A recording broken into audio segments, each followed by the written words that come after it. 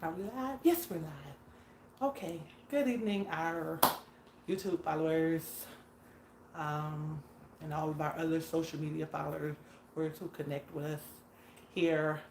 It is me, Kiwani, and Mr. Murray here to do our mouth muscle with Team Murray. And we thought it not robbery to do it today because guess what today is? Today is, you guys see these fabulous t-shirts, Juneteenth. You see, Juneteenth. So today, that is what we're going to talk about. We're going to talk about Juneteenth and what it means to us. What exactly is it? Why do we celebrate it?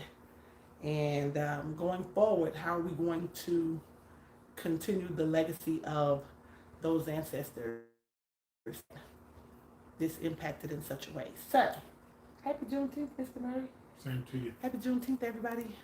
Okay, for those who don't know what Juneteenth is or why we even celebrate that day, do you want to explain it? Do you know? You want me to do it? Yeah. Oh, you're going to let me do it. He's going to follow my lead. Because I'm He's fruit. eating his fruit, so. Okay. So Juneteenth, June 19th, 1865. What a day in American history. For those who are not sure why we celebrate Juneteenth because that's the day that all of the slaves were actually set free. Now, for most of us, what we learned in our history classes, in our history books, we were celebrating the 4th of July, Independence Day, which was the signing of the Emancipation Proclamation, which was 2 years before Juneteenth actually happened. But when they signed the Emancipation Proclamation, it freed the slaves in the North. For whatever reason, I don't know why there was this breakdown in communication. I don't know why the states in the South did not free their slaves. I don't know why they did not agree or know that slaves were supposed to be free as of Independence Day that we celebrate, that we were taught. But northern states freed their slaves, and that's where the Emancipation Proclamation comes in, and that's where the 4th of July comes in. However, 2 years later, it took for 2 years to go by for the rest of us, or them in the South, to know or to agree with the Confederation that all slaves needed to be free. So June 19th, 1865 was the day that the slaves in the South were set free. So that's really our Independence Day. So that's why we're celebrating it. The United States of America only made it a federal holiday just 3 years ago. This is only our third year actually celebrating it as a national holiday. Now, it's always been a holiday for those who knew the history of Juneteenth, but it has become a national holiday. So most federal, well, not most, all federal locations, banks, schools, government offices, whatever, are now closed on this holiday. Okay, so now that we've done that little bit tidbit in history, Mr. Murray, how do you feel about Juneteenth? Why is it important to you to celebrate Juneteenth? Like, what does it mean for you? Well, like most. Besides a day off. Well, that's what I'm about to go. Like most Americans, it's a day off from work. That's but if we peel this onion and get to the reality of just all nationally celebrated Black holidays, King holiday, things of that nature, we need to do some education on it so that people can do stuff from an educational standpoint and not just from a go along, just a get along standpoint. We probably need to make it more meaningful and significant. Because I'm not mad at people that have to work on Juneteenth. I'm not mad about that because you still got to earn your wages. It's just when we don't, even though it took place in 1865, slavery continued well after until, to be honest, to 2023. And then some people are still captive in slavery in their heads and their minds and their hearts. So it's about an educational point of view as well, and not so much where you forcing stuff down people's throat. Because one thing, again, this is Black history, and this should be taught and emphasized even during Black History Month, that Juneteenth is coming, and slavery, the whole 9 yards, what took place, and why we celebrate June 19th on this day. So I just think more so about educational, getting people to be a little more educated on the parameters around Juneteenth. I agree. We definitely have to do more educating, and it needs to start with us in our communities, because we see, it is very evident that America teaches whatever history it wants you to know. It will very easily to delete whatever history it does not want you to know.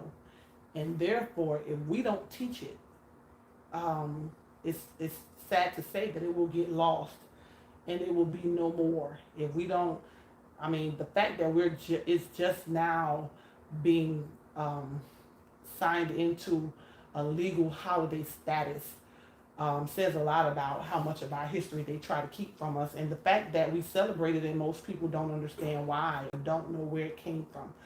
So that's interesting. And you mentioned that we're still enslaved. In a lot of ways, we still are. I don't know how removed we are from slavery. It's the year 2023, but we're not that far removed from what slavery was, because even though they don't have us chained, and we're not at the bottom of the boats, and we're not being auctioned off and separated as far as our families are concerned in that way that they did then, but we are. Yeah, but we are, because what happens, some people got shackles, chains on their mind the way they think. I agree. And when we don't go out and vote, they're taking away some of our historical rights that they fought for. Right. And when we, because we've been brainwashed that our vote don't matter, it don't count, why get involved? They still gonna do what they want to do. Well, they do what they want to do because we're not doing what we're supposed to do. I agree. We're not showing up. We're not involved in American politics. We're not educated on the different judicial branches of government. I agree. We thought we arrived when Barack Obama was elected as president, not understanding he's just the president. It's the House and the Senate that really control things. So if you got a Democratic president, you got a Republican House and Senate. He's just a lame duck president that can do much of nothing. And so when those midterm elections come around, we don't go out and vote. We don't get involved because we think we're supposed to just vote for the president of the United States. I agree. And we don't sit down and we don't get educated on the different bills and laws. And I know sometimes it's a bunch of rhetoric and red tape and language that they put in there so it can throw us off. I get it. And we're still being segregated by if we look at our paychecks. Right. Some of our paychecks, white Americans make, that's why the Republicans say if you make over $150,000, because they figure 90 black people can make $150,000. I agree. Now let me ask you a question, since you brought up segregation. My fruit segregated. You got the red ones and the... You're so silly. How has segregation, do you think that segregation was a good thing or a bad thing? And let me tell you where I stand on it first, and you can tell me if you agree, or you can tell me, how you feel. Because they only teach us certain things in our history classes, I've always thought that segregation, younger, and because of how we learned history, I thought segregation was kind of a bad thing. Like, when they desegregated, that was good, because now it gives blacks equal opportunity, and we can do the same stuff, and we can have the same stuff. But of course, the older I got, I started to think different about that, because when we were segregated, I think the right after slavery era, there was a different mindset. Those people were so eager to learn.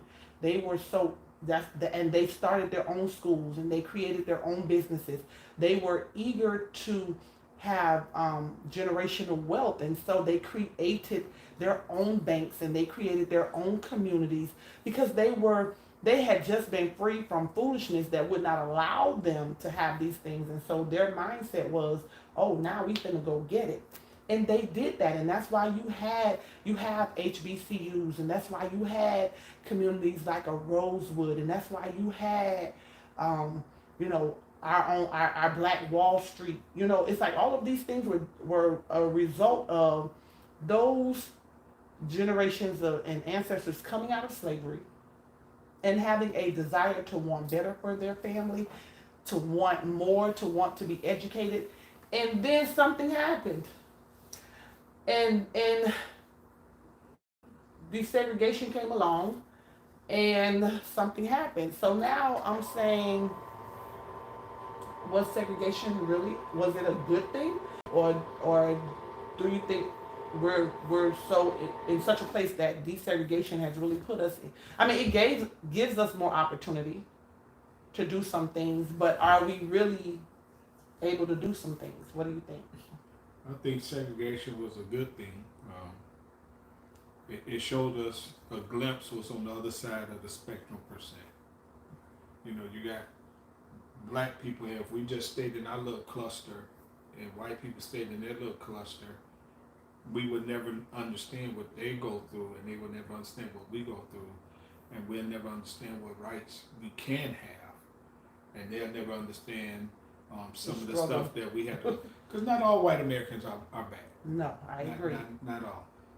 So you do think desegregating was a good idea? It gave us. Yeah, it showed us, you know, to go. But how has it helped us? I mean, in the long run, I understand what you're saying. It gave us. You talk about education. You talk about not just education. No, you hit on education. I'm about one area. Segregation. Period. We don't have banks anymore. We don't have. We own very little. But at the time during segregation, we owned everything. Because of we didn't change our mindset. Okay. In some ways, we didn't change our mindset. Okay. We figure if it's black people, that every black person is supposed to give us a hookup. Okay. And I tell people in the heartbeat, you know, God bless his soul. My friend Carlos, who used to sold me just about every car I had. I told Carlos, I understand you in this business to make money. You're not in this business to just do stuff just because you ain't got nothing else to do. Because you black. Yeah, you in the business to make money. Now, right. I'm just gonna ask, you don't make the $1,000 off of me, which was wrong for me to ask. But you know, maybe make $800 off. You got to pay for something. You know, we just talked about a lot. Vernon, our friend Vernon, with his transportation service. I tell Vernon all the time, charge me like you would charge somebody else. I know when to say I don't have it, but that's what happened. We didn't change that. We don't want to support our true black businesses.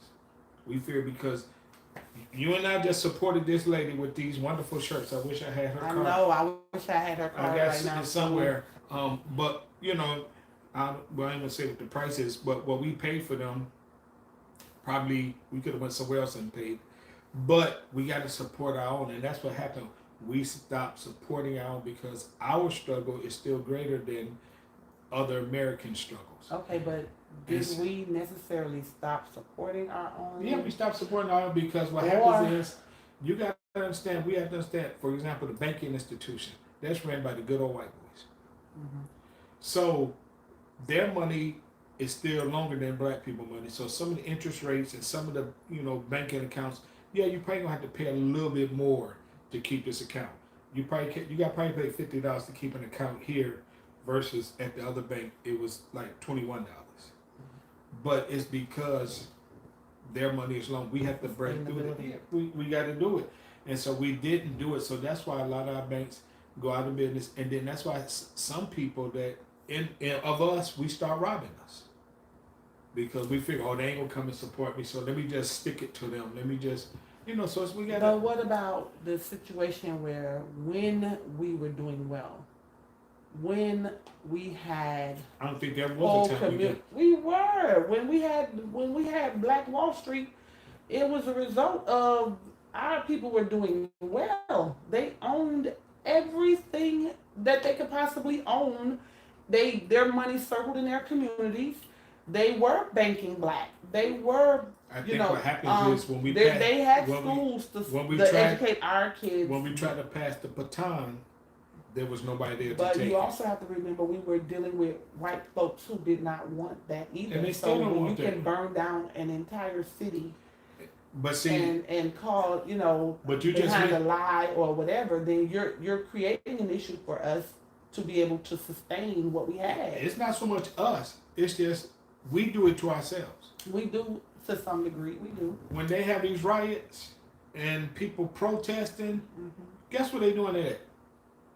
I agree. I'm And not that's saying that I us. disagree. But here it is. That's us tearing down our neighborhoods that we struggle to get up. And so when that stuff burns down, then white America come in and say, "Hey, we want to buy this property for $1 and put our stuff there because y'all did us a favor by burning it down, tearing it up, getting rid of it." I agree. You know, We we can do we better. ain't go.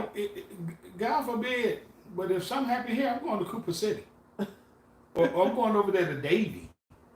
I'm not going to do nothing here in Miami Gardens or no. We're gonna go to white America and tear up their neighborhoods. I agree. We do bring some of it on ourselves, but I think that if we were educated about how much power we really do have, the power that our money has, if we were educated about just our history itself, how rich we are as a people, how much our ancestors built this country. Don't tell me we can't run it. We built it. Our ingenuity, our creativity, and all that. the necessity. We created things out of necessity. We did the work, so we knew what we needed. But the problem And so, if we can build a whole country, if we can invent everything, don't tell me. And we've done it before. We have sustained communities before. We have owned a whole bunch of places and things before. So don't tell me we can't do it. I think we just don't educate. We're not educated enough about who we are as a people and the power that we have mentally, the power that we have financially. We're not using it. We're just wasting so much time on things that are so insignificant and that don't really bring us anything back. We're wasting a lot of time on things that don't bring us anything back. It doesn't bring us back anything financially. It doesn't bring us back anything emotionally. It doesn't bring us back anything mentally. We waste a lot of time while others out there getting it. And so who's to blame when the information is there and we're not taking advantage of the information being there? The problem is, who we hand the baton off, they don't want to take the baton and run with it. Okay. We doing it, but especially in this day and age, and you know this to be true. I can almost say from age, and I'm stretching, age 30 to 15. I'll go 35. No knock if there is some people out there listening that's between that, it's just that you all would probably agree, none of them really want to work for anything. Or if they do work, there's a minority of them that got what I call stick-with-itness. I'm going to stick with this job. I'm going to make this job what it should be. I'm going to do my best. I'm going to show up and do what I got to do and not complain about what I don't have. They either won't work, don't want to work, or complain about working. Okay, but those young people... And they have become the majority that we got to turn around. Okay. That somebody handed the ball off to us. Right. So now we got to hand it off. Okay, but guess what? The people who handed it off to us also made sure that they instilled some things in us that made us understand why it was important to carry the baton. Those people you talking about, that age group that you just ranged out, guess who raising them? Those are our children. So if we're trying to hand them the baton and they're not willing to take it, whose fault is it? Because when grandma and them handed it to us and grandpa and them handed it to us and when our parents got it and whatever, they made sure that when they handed it, you understood Well, the importance of you carrying it from here on out. And I think that somewhere along the way we failed our children. We did not explain to them or make sure that they understood the importance. We didn't give them the knowledge that they needed to know to be able to pick this thing up and carry it from here moving forward. Because that generation you talking about, them are our kids. It's a lot what happened in that generation, and it started from birth. It just, when we grew up, I know when I grew up on the east side of Detroit, where the struggle was real, I didn't understand that I was sitting in the struggle, but I understood there was a struggle. Okay. And catching the bus to school, walking up and down the street, Okay. just having fun with my neighbors on the block, riding bikes and Okay. just earning an honest living, taking bottles back to the store to get the refund, and just doing all, and then just having to get us a job, even learning how to catch the bus. We had the struggle was real, but now we don't want our kids to struggle. And I think, and I say I can't speak for nobody else. I can say I know that's a missing character that these kids don't have, and that's the character of struggle. And that's what our foreparents went through. They struggled. They struggled to do stuff. They struggled so they can have water. They struggled so they can have equal education. Okay. The kids that we have, there's no true struggle. And why not though? That's what I'm asking. Because why not? Where did we fail these children? We should have been making sure that they understood. Yeah, you don't have to catch the bus. I'm willing to take you, but don't think for one second that I have to. I think I'm willing, but I don't have to. But I think that's the struggle. Our foreparents made us catch the bus or ride a bike to get where we had to, and they probably had the means of a car to take us, but they made us appreciate the value. So why didn't we make our children catch the bus? Why didn't we make them? The other thing is because of systematic development. Like everything is quick now. Back then, if you wanted to warm up a sandwich or something, you got a pot of water. Let's just say a piece of chicken. You got that pot of water. You got that strainer, you put it in there, you put a lid on it, you let that steam boil to warm up. Now, you put it in the oven. How about turn the oven on and just put it in But now you pop everything in the microwave because everything is quick. Okay. So the system has made everything quick, so there's no real struggle. I understand. So and that's on us. That's what I put it like this. That's on me. But guess what? I can't speak for no one. That's no excuse because our grandparents, there was a bus out there. There was a bus out there, but they couldn't ride it, or if they could, they had to sit in the back. That's why. But most of them didn't.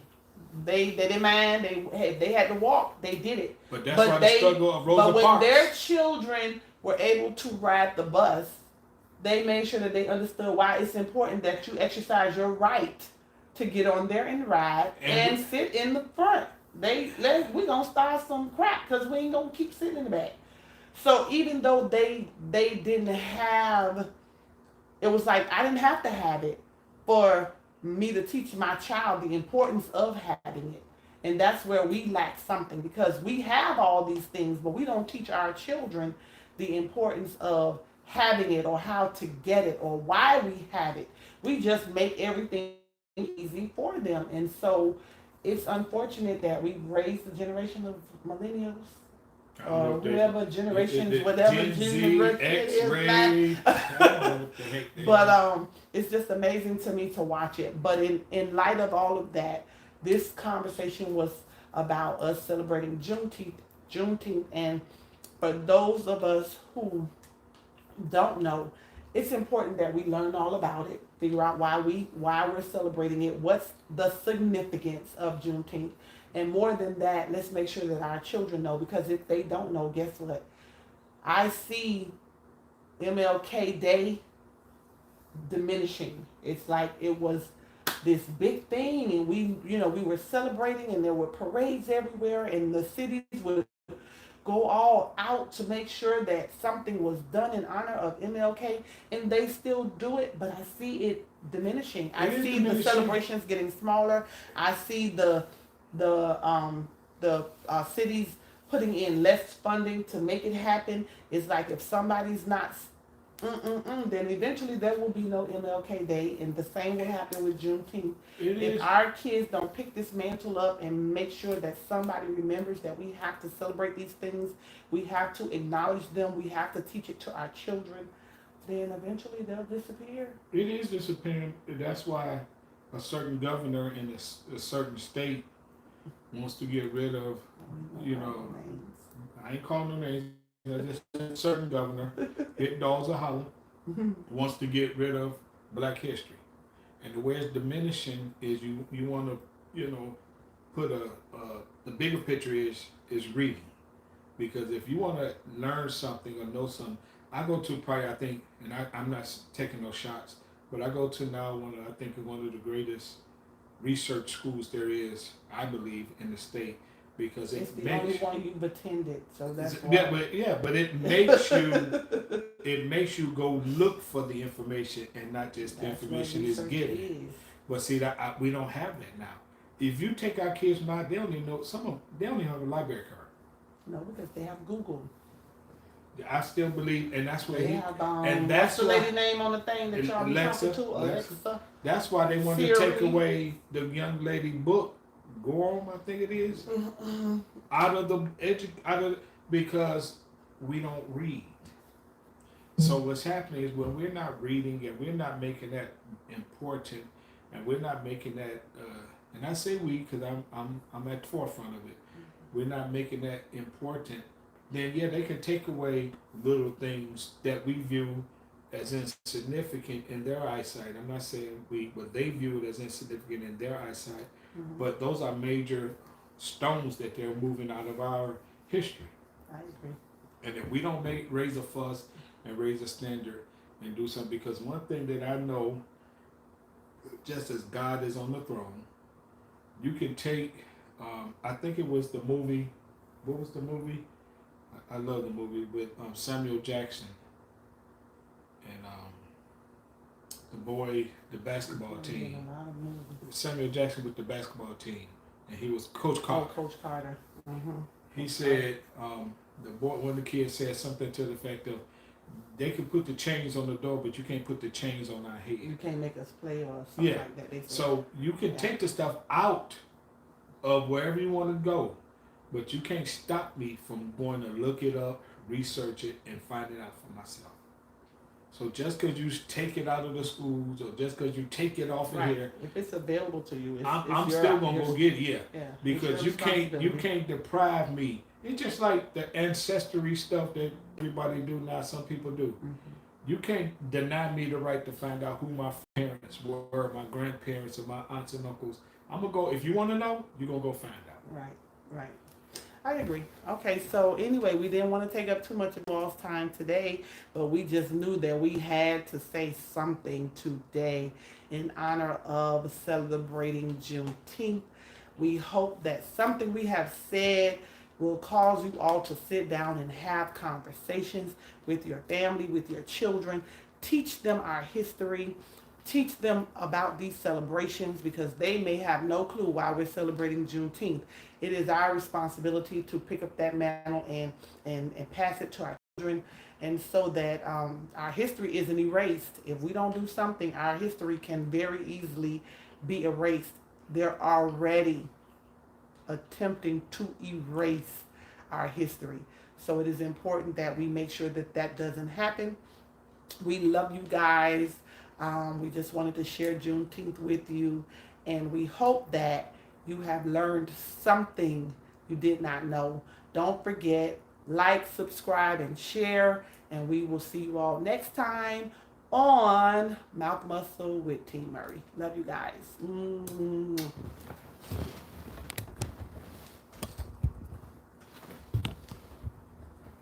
gonna show Dr. Brace.